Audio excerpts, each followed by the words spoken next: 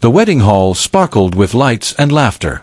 Music floated through the air as guests filled the dance floor, celebrating love and togetherness. My wife Sarah looked stunning in her navy blue dress, her smile glowing brighter than the chandeliers. At first, I felt proud walking into the room with her by my side.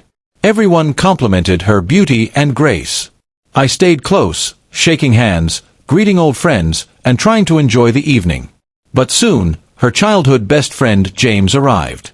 Their bond had always been strong, something I had tried to respect even when I didn't fully understand it. He was charismatic, confident, and the kind of man who always drew attention.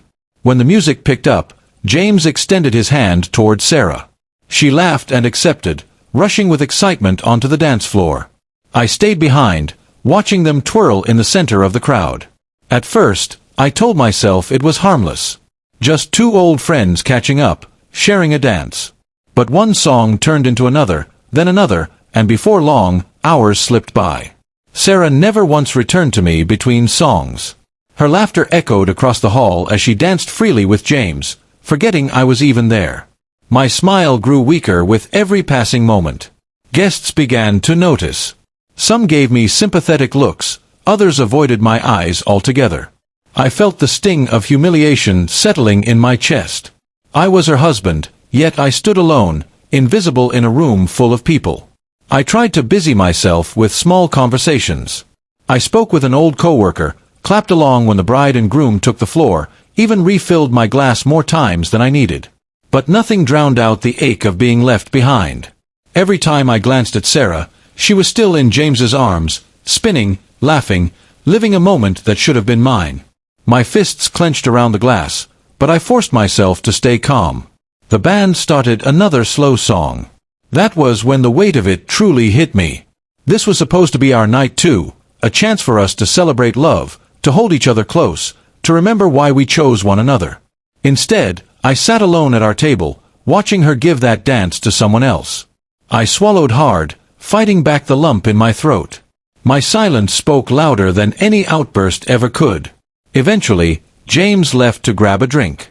Sarah finally returned to our table, flushed with laughter, unaware of the storm brewing inside me. She asked lightly, "Why didn't you join us?" I looked at her, my voice low but steady. "Because I thought you came here with me. But tonight, I couldn't tell." Her smile vanished instantly. She realized in that moment the depth of her mistake.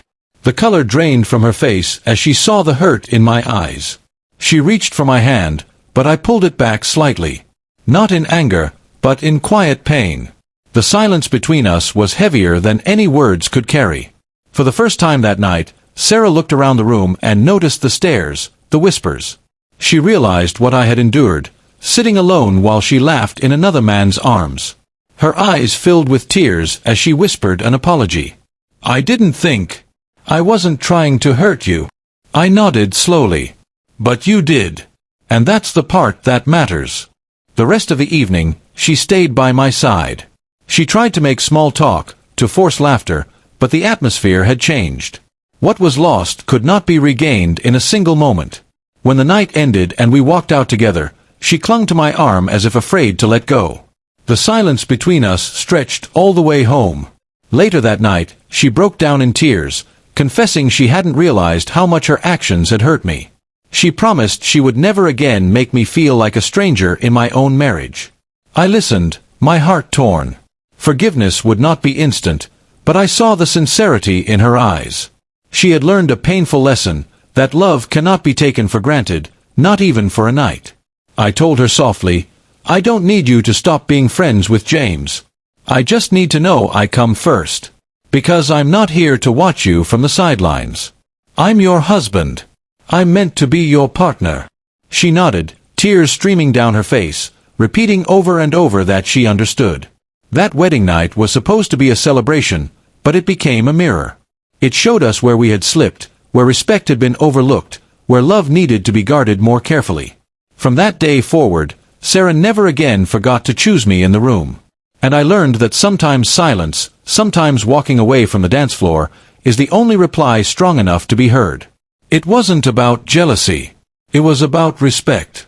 And in the end, respect is the foundation of every love that lasts.